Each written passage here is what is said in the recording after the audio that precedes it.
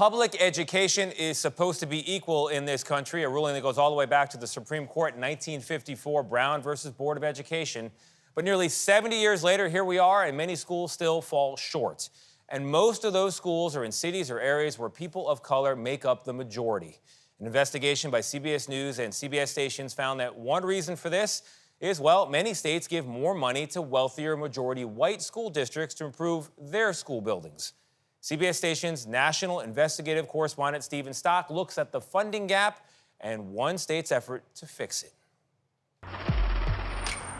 But it's cold, so how can I focus? Can you please talk to the school to fix the toilets and to fix the building? Those are the words of children who spend long days inside Baltimore's aging city schools. They're not fixing our school buildings, but they will fix white people's school buildings. Dr. Richard Lofton reads student testimonials he gathered as part of his research project documenting the impact of crumbling campuses. So you're saying the second floor is hotter than this floor? Like Baltimore's Franklin High. Wow. And I hope the people who are making decisions about education actually come into these schools and walk around and see what we've seen. So I have to tell you, when I walk down this, I feel like I'm in a prison. I know, right? Doesn't it? Why would your kids want to come here when it looks like you're in a prison? Baltimore City Schools Facilities Director Cindy Smith gave us a tour of Franklin High. No AC, you can feel it.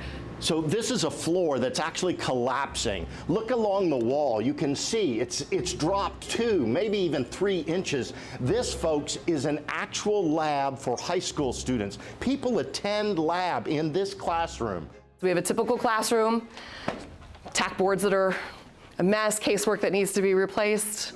Why can't the school district do better? Because we don't have enough money for it. Across the country, our CBS stations found deteriorating schools in high poverty districts. In Colorado, rotting windows and damaged ceilings are part of that state's $17 billion need for repairs. In Florida, walkways riddled with leaks, exposed rusty nails. And outside Los Angeles, a water polo team practices in a decaying 70-year-old pool. So this is impacting your grades? Yes. And your future? Yes.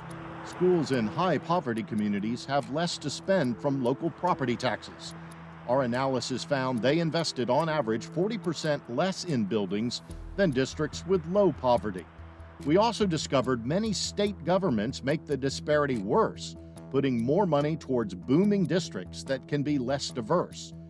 Federal data shows that on average, these states give majority white school districts almost 4 times more money for capital investments than majority black districts. For decades, Baltimore has been disinvested. There have not been the same levels of investment in a city that is majority black than in the rest of the state. Johns Hopkins public health professor Josh Sharfstein says the funding inequity stems from generations of racial discrimination. The consequences of that are physically manifest in school buildings. Maryland recognized that. Now, it's targeting funding to schools most in need. We are investing in a more equitable system across the state of Maryland than almost any other state in the country.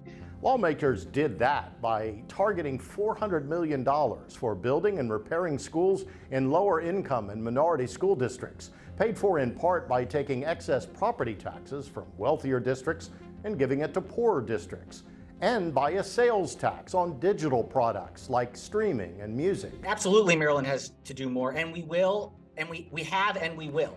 The plan that we've put forward is the next 10 years. Their 10-year plan won't come in time for the kids at Franklin High.